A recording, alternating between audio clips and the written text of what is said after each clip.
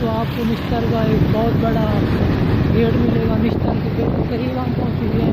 तो ये निश्तर की तरफ जा रहे हैं।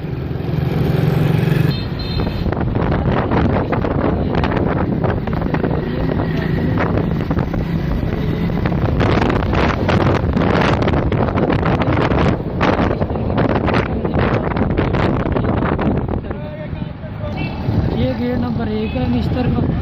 हम गेट नंबर 2 की तरफ जा रहे हैं, बिल्कुल आप लोगों के सामने। ये देख लें कि यहाँ पर रश इतना नीचे हुआ होता है। अब ये निश्तर नंबर 2 गेट नंबर 2 की तरफ है। निश्तर में हम दाखिल हो गए हैं।